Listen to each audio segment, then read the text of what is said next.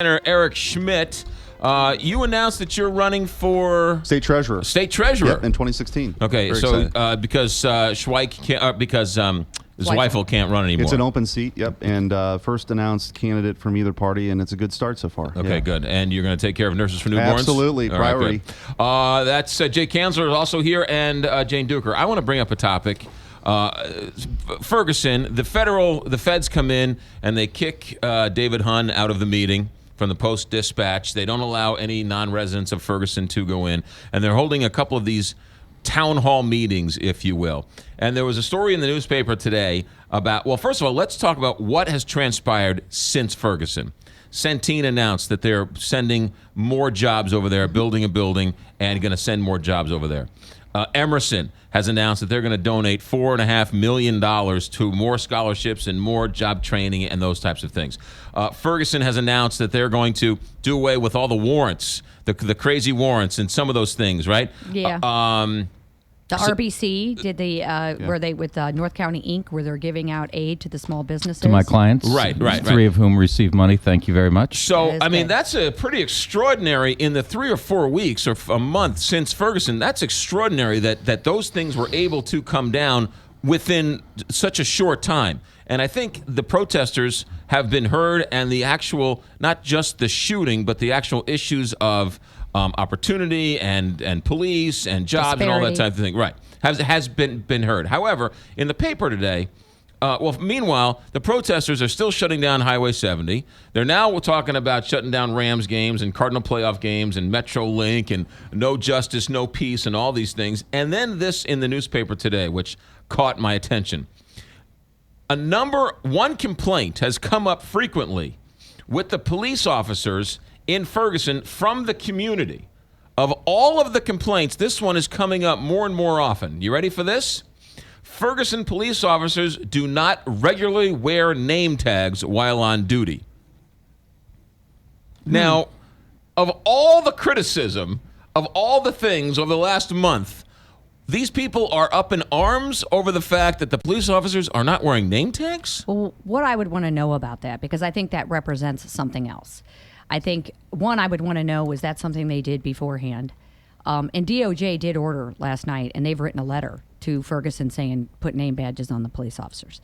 I think what that represents to people is they don't want to be held accountable. So they don't have to give you their badge number, and they don't have to give you your name, so that if you do something that they want to complain about, they don't know how to complain about you.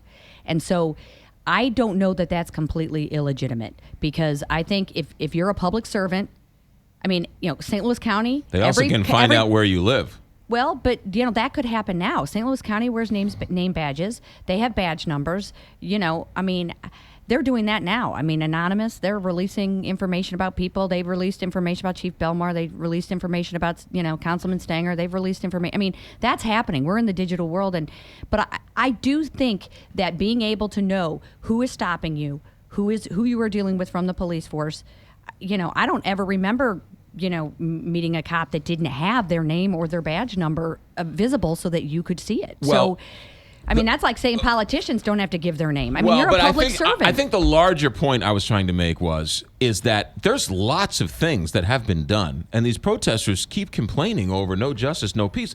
What do they want? They want a full indictment or else? Well, that's because let's there's talk been about so who the much protesters positive. are. Let's talk about who the protesters are. That's a big and then, issue. And say, who's in the town hall meeting talking with the Department of Justice or with others are probably, because I wasn't there, nobody was allowed in, are the people that are really concerned, for the most part, about what goes on in Ferguson. And just like the life of a city councilman is about potholes and stop signs, right. It doesn't surprise me that we'll talk about name tags in a meeting like that, because little things like that mean a lot to the people.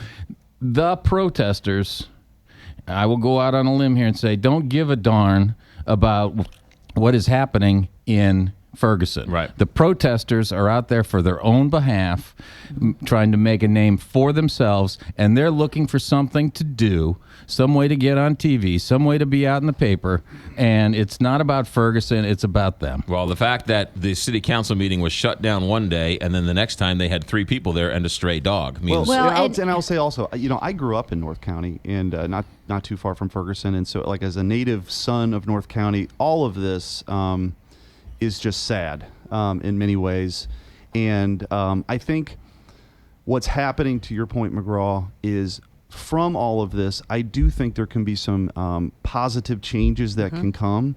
I do think a good hard look at there are a lot of municipalities in near North County that derive a disproportionately high amount of revenue from traffic stops. Right.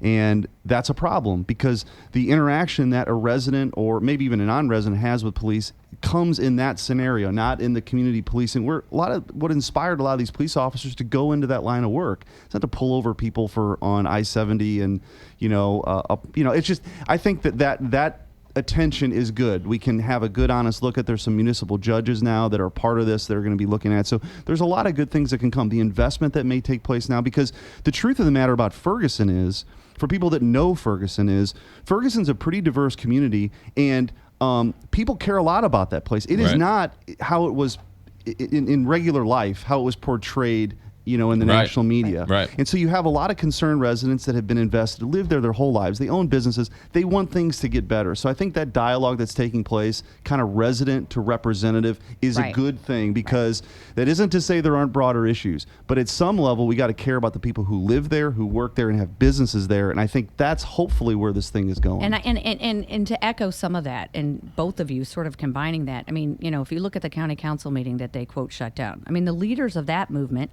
are not even county residents.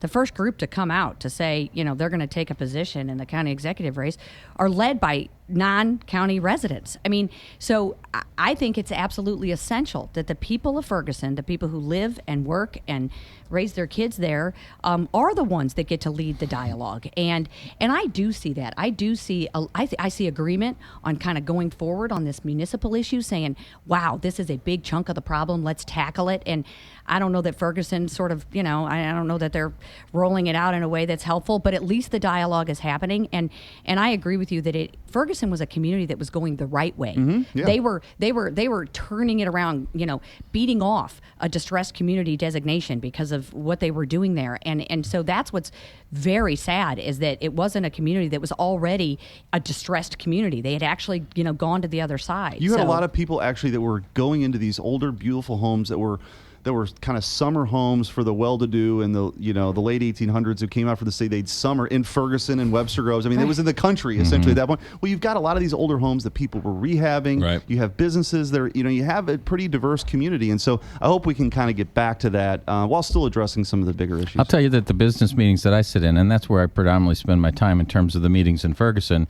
they're with white, black, Asian, the whole spectrum, and that's what they're talking about, Eric. They're talking about rebuilding the community that they've been a part of for a long time. And it isn't us and them, it is us. And how do we keep moving forward? And they're wonderful people. I mean, when I see these business, that beauty shop getting getting looted for the third time. That is about hair extensions. That's all it's about. Well, but it's just sad, because you think these people, just when they get the boards off, it happens again, and you don't want that for them. They didn't loot the McDonald's and go after the Big Macs. It's about the hair extensions. Those things are expensive, and that's what they look for. Those protesters that are going to do that are looking for an opportunity to make some money. Well, speaking of hair extensions, you could probably I use could some use hair extensions. That's Jake Kanzler. That's Eric Schmidt. And so there's that. That's Jane Duker. Back. The board meeting continues on the Big 550.